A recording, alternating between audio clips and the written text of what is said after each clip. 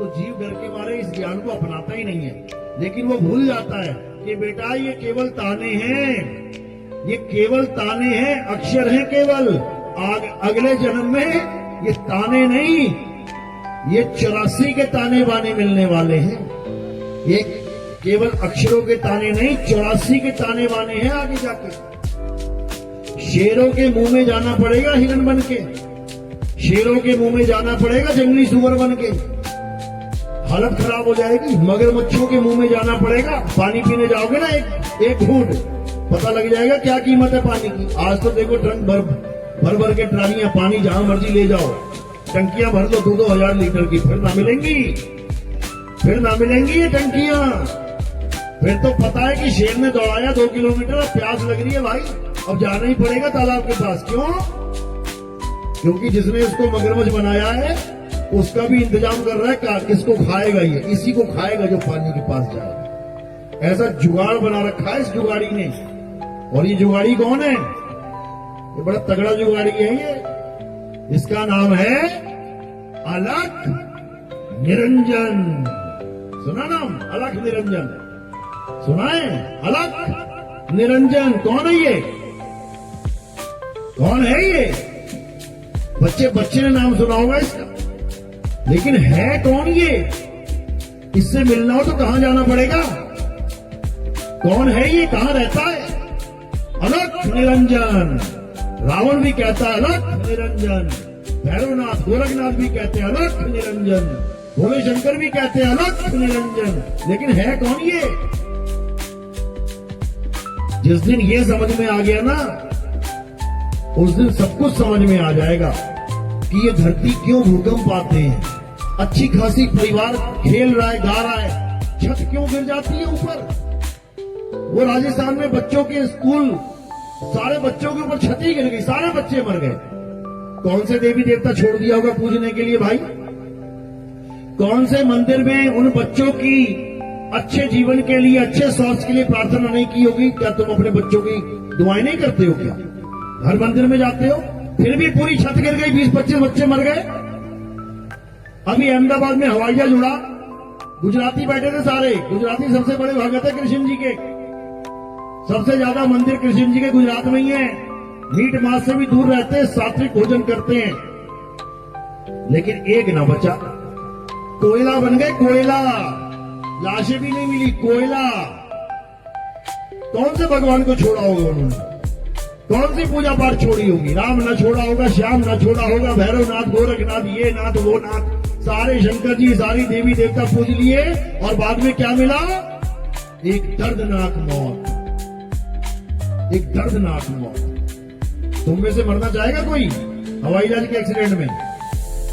कोई ट्रेन में मरना चाहेगा? 2 ट्रेन टकरा जाए आपस में, डूब के कौन मरना चाहता है? हाथ खड़ा करो। जल के कौन मरना चाहता है? हाथ खड़ा करो।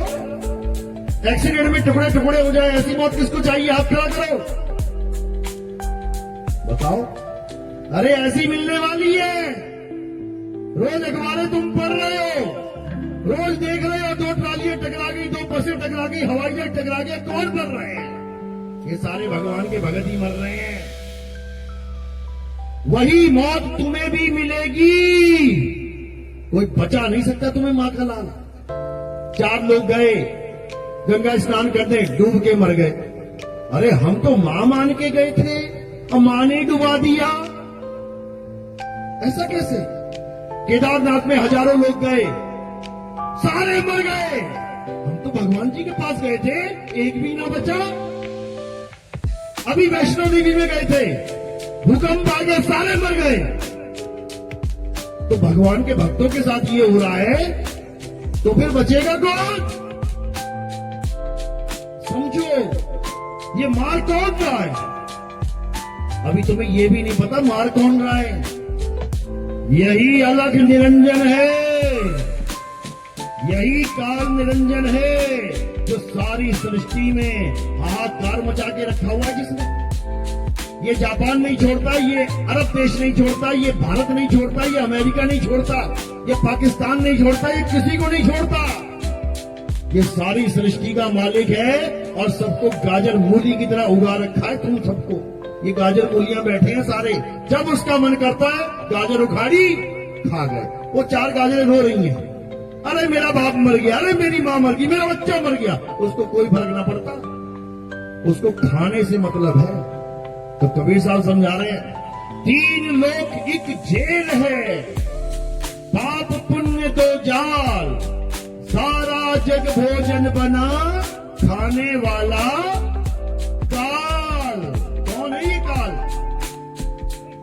कौन है ये काल जिसने किसी को नहीं छोड़ा?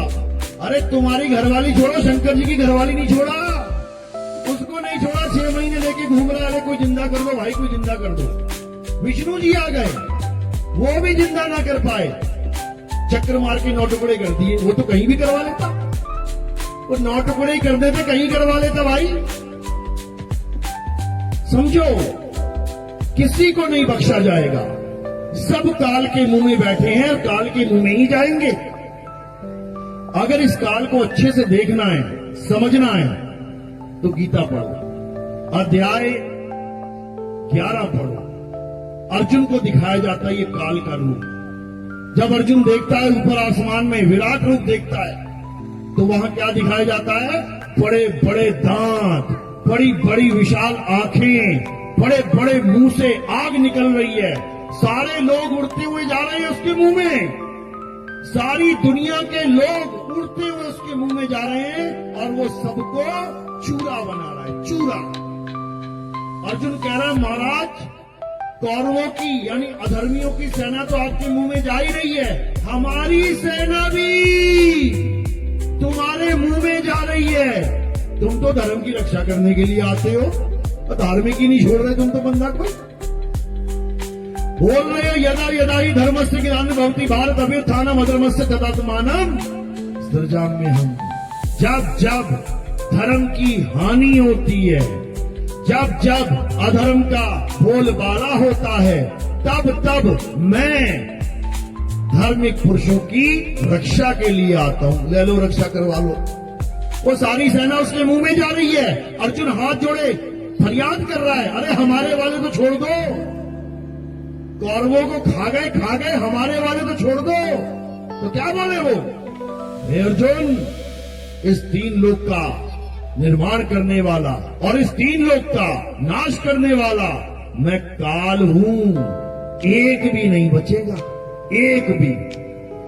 इसका मतलब ये नहीं कि 5 बच जाएंगे, वो 5 भी चले गए काल के मुंह में, वो भी नहीं बचे। तो ये वो काल है भाई जिससे कोई नहीं बच सकता, कोई भी नहीं।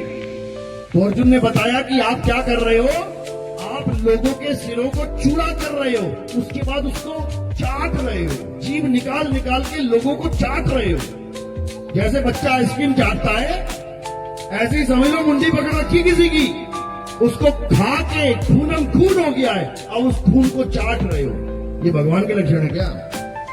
ऐसा परमात्मा चाहिए क्या, खून चाटने वाला? कौन कौन लहसुन प्याज नहीं खाता? आप क्या करोगे? लहसुन प्याज नहीं खाता जो वैष्णव है, जो कृष्ण जी का परम भगत है, कोई एस्कॉन टेम्पल वाला है, कोई वृंदावन वाला है, कहते हैं लहसुन प्याज नहीं खाएंगे। क्यों? भगवान को पसंद नहीं है। भगवान को जो पसंद है ना, वो दिखा रहा है गीता में क्या पसंद, किसको खा रहा है, किसको चाट रहा है, लिखा हुआ है सब कुछ। आंखें खोल के पढ़ लेना।